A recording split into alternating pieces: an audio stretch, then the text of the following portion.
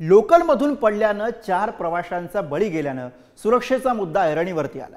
सध्या दिवसाला 10 प्रवाशांचे बळी जात आहेत आणि यावरनं हायकोर्टानं रेल्वेचे कान उपटले।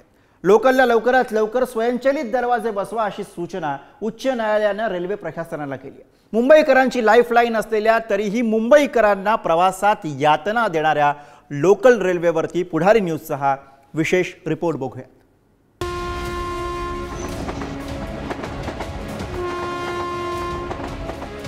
कधी लोकलमध्ये शिरण्यासाठी चढाओढ,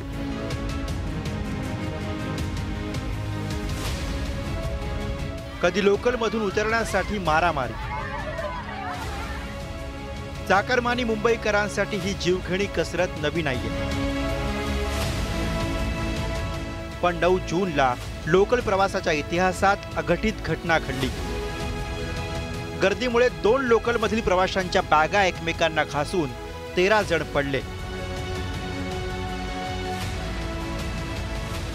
या दुर्घटनेत 4 जणांचा बळी गेला तर 4 जण गंभीर जखमी झालेत। त्यामुळे या जीवघेण्या अपघाताचं सत्र रोखण्यासाठी लोकलला लवकरात लवकर स्वयंचलित दरवाजे बसवा अशी महत्त्वपूर्ण सूचना उच्च न्यायालयानं रेल्वे प्रशासनाला केली आहे। तुम्ही जे काही उपाय केलेत ते पुरेसे नाहीत असं दिसतंय। धावत्या गाड्यांमधनं पडून लोक मरतायत। दररोज जवळपास 10 प्रवासी अपघातात मरतात। तुमच्या आकडेवारीवरून हे स्पष्ट होतं, ही परिस्थिती चिंताजनक आहे। आम्हाला फक्त एवढंच वाटतंय की भविष्यात अशी घटना घडू नये। लवकरात लवकर लोकल ट्रेनना स्वयंचलित दरवाजे बसवावेत असं हायकोर्टानं म्हटलंय। रेल्वे मंत्री दिल्लीवरून घोषणा करत आहेत, ॲक्सिडेंट झाल्याबरोबर घोषणा केली का बंद दरवाज्यांच्या गाड्या करणार सर्व, आणि आत्ताच न्यूज आले की लोकल वाढणार। कशा वाढणार, काय वाढणार? आपल्या सरकारचं नित्यनेमच आहे का कुठल्या ॲक्सिडेंट घडलं तर नित्यनेमाने काहीतरी घोषणा करून वेळ काढून धोरण अवलंबायचं।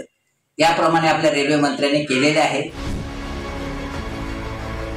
सकाळी ऑफिसला जाताना आणि संध्याकाळी ऑफिसातनं परत येताना या दोन्ही टप्प्यांमध्ये मुंबईच्या लोकल ट्रेन्समध्ये प्रचंड गर्दी असते। गेल्या 3 वर्षात 7,500हून अधिक मृत्यू मुंबईच्या रेल्वे मार्गावर झालेत। मुंब्रा इथे जो अपघात घडला त्या वळणावर पूर्वी सुद्धा असे अपघात घडलेत। त्यामुळे भविष्यात असे अपघात घडू नये यासाठी रेल्वेनं विविध उपाययोजनांकडे न्यायालयाचं लक्ष वेधलंय। वेळोवेळी प्रतिबंधात्मक पावलं उचलण्यात आली आहेत। 9 जूनच्या घटनेनंतर वरिष्ठ विभागीय सुरक्षा आयुक्तांच्या नेतृत्वाखाली समिती स्थापन करण्यात आली आहे। अतिक्रमण रोखण्यासाठी ट्रॅक डिवायडर बसवणं, फुटबोर्ड आणि प्लॅटफॉर्ममधील अंतर कमी करणं, प्लॅटफॉर्मवरील गर्दी कमी करण्यासाठी अन्न आणि पुस्तकांचे स्टॉल हटवणं। नवीन आदरणीय मंत्री महोदयांनी जो आदेश दिलेला आहे त्या आदेशानुसार नवीन नॉन AC लोकलचा एक नवीन आराखडा जो ICF चेन्नई हे बनवत आहेत, ह्या आराखड्याला देखील माननीय मंत्री महोदयांनी साधारणपणे नोव्हेंबर 2025 पर्यंत तो आराखडा पूर्ण व्हावा आणि 2026च्या जानेवारीमध्ये ही गाडी चालवण्याचे प्रयत्न करा असे आदेश ICFला आणि बाकी सगळ्यांना देखील दिलेला आहे। मुंबईची लाईफलाईन असलेल्या लोकलच्या प्रवासाच्या सुरक्षिततेचा मुद्दा ऐरणीवर आलाय। मध्य, पश्चिम आणि हार्बर अशा 3 लाईन्सवरून धावणाऱ्या मुंबईच्या लोकलमधून दररोज जवळपास 63 लाख प्रवासी प्रवास करतात। मुंबईच्या रेल्वे नेटवर्कमधल्या 12 डब्यांच्या एका ट्रेनची प्रवासी क्षमता साधारण 3750 इतकी आहे। पण या क्षमतेपेक्षा कितीतरी अधिक प्रवासी दररोज रेल्वे लोकलमधनं प्रवास करत असतात। त्यामुळे सकाळ संध्याकाळ रेल्वेच्या मरणयातना सोसणाऱ्या मुंबईकराला पर्याय तरी काय आणि कोण देणार? स्वयंचलित दरवाजांचा पर्याय किती व्यवहार्य ठरणार? अधिक गाड्या सोडण्याचा विचार असला तरी टाइम टेबल पाळणं कसं शक्य होणार? अधिक रूळ टाकायला जागा कुठून आणणार? सरसकट AC ट्रेनचं स्वप्न खरंच शक्य होणार का? ही सरसकट 15 डब्यांची लोकल थोडी गर्दी कमी करणार? हे प्रश्न उपस्थित होत आहेत।